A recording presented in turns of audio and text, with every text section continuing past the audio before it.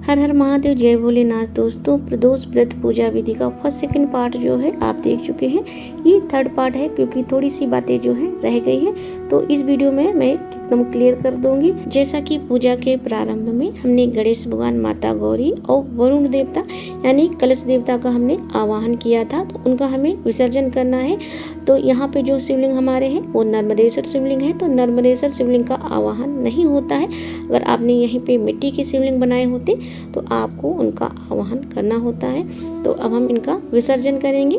हाथ में पुष्प चावल लेकर हम प्रार्थना करेंगे कि हे माता लक्ष्मी, हे गणेश भगवान, आप सदैव इस घर में स्थायी रूप से विराजमान रहे और समस्त देवी देवता अपने परिवार सहित अपने स्थान को, अपने धाम को पधारे।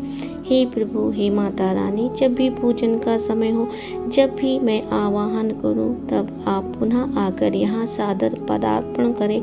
इस प्रकार से हाथ में जो आपने पुष्प चावल लिए हैं उन्हें सामने छोड़ दे। इसके बाद गणेश भगवान, माता गौरी और कलश देवता को उनके स्थान से जो है हल्का सा आपको हिला देना है इस प्रकार से। इसके बाद आसन के नीचे थोड़ा सा जल डालकर अपने आँखों के ऊपर, अपने मत्थे पर लगा लीजिए। आप चाहे तो एक दीपक जो है पूरी रात जला सकते हैं। अगर ऐसा नहीं कर सकते हैं तो 30 मिनट और कम से कम 1 घंटे के लिए एक दीपक तो जलता ही रहे। इसके बाद जो प्रसाद है तो थोड़ा सा प्रसाद और थोड़ा सा जल यहीं रखा रहने दीजिए। बाकी प्रसाद आप उठा लीजिए, आपके जो घर के सदस्य उन्हें बांट दीजिए, आपको खुद भी ग्रहण करना है। और ये जो चौकी है इसे आपको अभी नहीं हटाना है, इसे आपको सुबह हटाना है जब आप सुबह स्नान कर लेंगे। और हमने ये जो श्रृंगार का सामान चढ़ाया है तो प्रसाद स्वरूप हम 2-2 चूड़ियाँ लेके पहन लेंगे और बाकी जो सामान है हम ब्राह्मणी को दे देंगे। तो जब हम सुबह सीधा निकालेंगे, यानी आप कोई भी व्रत करते हैं उसके बाद हमें दान पुण्य करना होता है।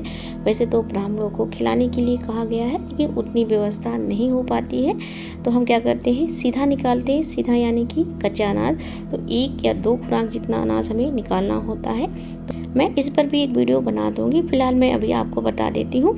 सीधे में जो होता है आटा, दाल, चावल, मसाले होते हैं, मीठा होता है, आप घी रख सकते हैं थोड़ा सा, और किसी भी प्रकार की कोई भी सब्जी ले सकते हैं। इतना आपको अनाज देना होता है कि 1-2 व्यक्ति जो है उसे खा सके। जब आप सीधा निकालते हैं तो उसमें दक्षिणा जरूर रखें, तो कम से कम 11, 21, 51 रुपये, जितनी भी श्रद्धा हो तो उतनी दक्षिणा रख दीजिए। और जो ये दक्षिणा आपने पूजा में चढ़ाई है इसे भी आप उसी थाली में रख दीजिए। ये जो श्रृंगार का सामान है इसे भी रख दीजिए। और ये जो यज्ञोपवीत है, आपके यहाँ कोई धारण करता है तो आप प्रसाद स्वरूप ले सकते हैं, और नहीं तो आप जो है उसी थाली में रख दीजिए।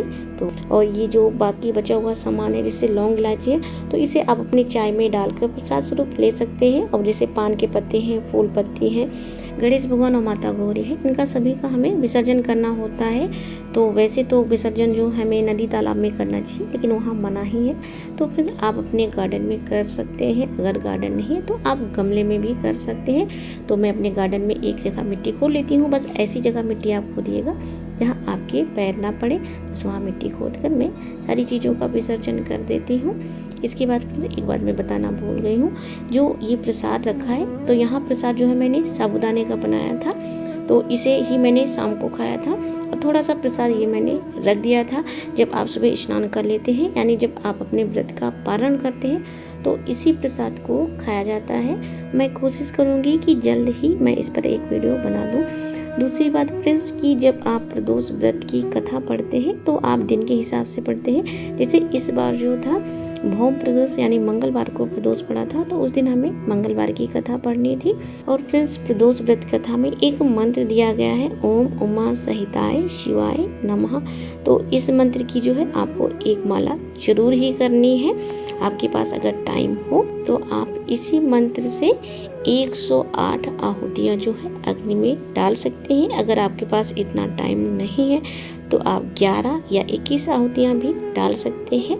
ये आहुतियाँ जो है हमें खीर से देनी है। जिस भी देवी देवता का हम नाम लेकर कोई भी वस्तु जो है हम अग्नि में डालते, वही सीधे जो है प्रभु के पास या माता जी के पास पहुंच जाती है, तो बहुत ही उत्तम होता है।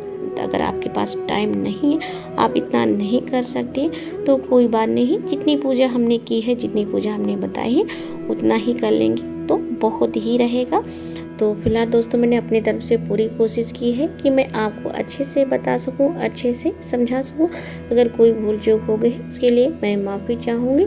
तो फ्रेंड्स फिर मिलती हूँ इसी प्रकार से एक नए वीडियो के साथ। हर हर महादेव, जय भोलेनाथ।